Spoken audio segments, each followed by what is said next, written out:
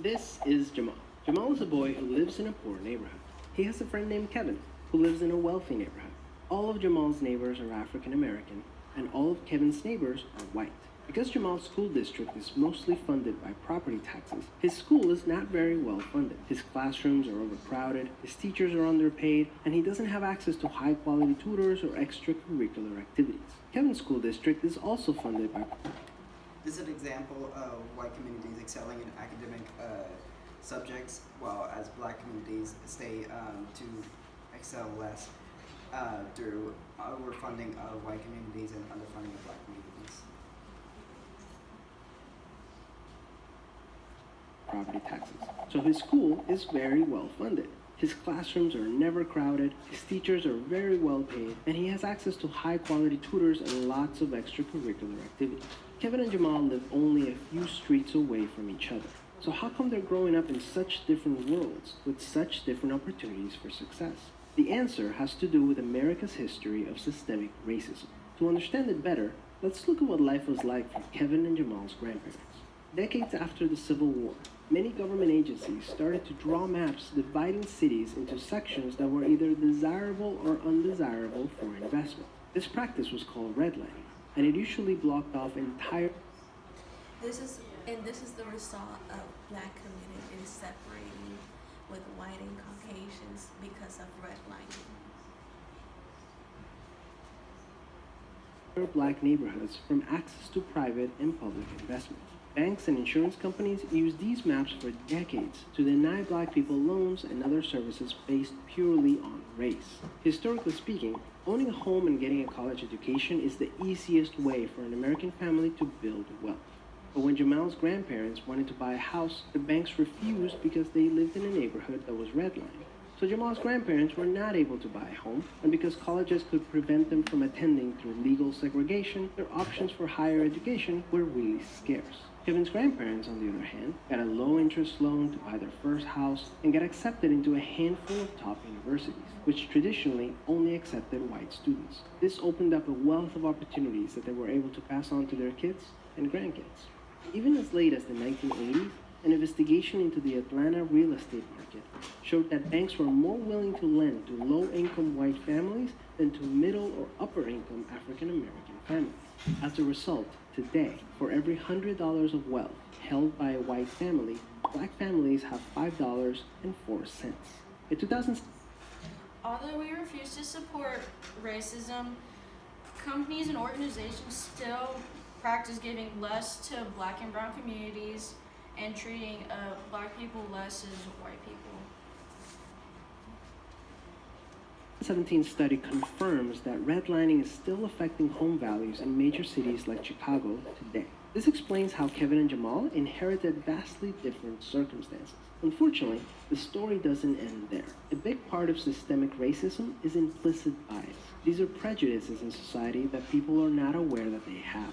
Let's go back to Kevin and Jamal. Against all odds, Jamal manages to be the only student from his high school to get accepted into a great university, the same one that Kevin and his high school friends are attending. But after Kevin and Jamal both graduate, Jamal notices that his resume is... This is another point of underlying racism and prejudice that clearly still stands in America. Isn't drawn as much interest as Kevin's, even though they graduated from the same program with the exact same GPA. Unfortunately for Jamal, studies show that resumes with white-sounding names get twice as many callbacks as identical resumes with black-sounding names. Implicit bias is one of the reasons why the black unemployment rate is twice the rate of white unemployment, even among college graduates today. You can see evidence of systemic racism in every area of life. The disparities in family wealth, incarceration rates, political representation, and education are all examples of systemic racism. Unfortunately, the biggest challenge with systemic racism is that there's no single person or entity responsible for it, which makes it very hard to solve.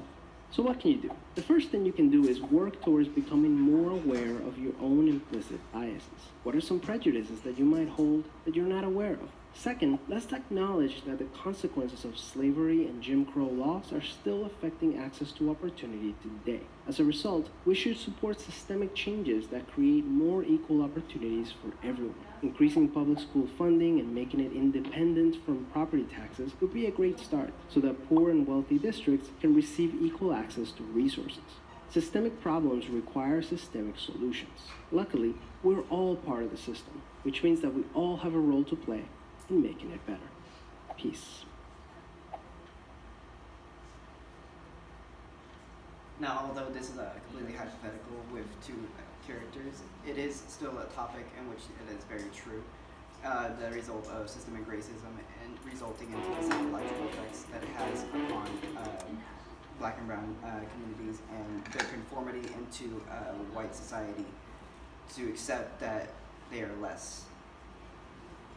And we do have our points in which we learned, our personal questions. Jeanette, can you go first? The first thing I learned interesting in this course was like the different literacies we went over in class. And actually one of my favorite things we read over or listened was Dinosaurs in the Hood, which was like the first poem we went over in class. And one thing I did learn in class was how to analyze a poem. And now. Okay. One of the things that I personally, personally grown is I feel like during the class duration I have grown in terms of expression and more confident stance on topics. One of my favorite things that we read this year was probably Mark Doty or Sylvia Plath's poem. I couldn't really choose one. The one thing that stands out to my mind when I go through this course is definitely my first introduction to Black Mirror. I think it's a very surreal but yet interesting kind of series. And how I've grown personally in this class, I've personally become more aware of history than before I came to this class, because this class was a lot about racism in the past and about women's rights and how they weren't treated as equally as they are today. My favorite thing that I read that I liked was the yellow wallpaper, because I liked how the woman finally goes against her husband after being controlled most of her life.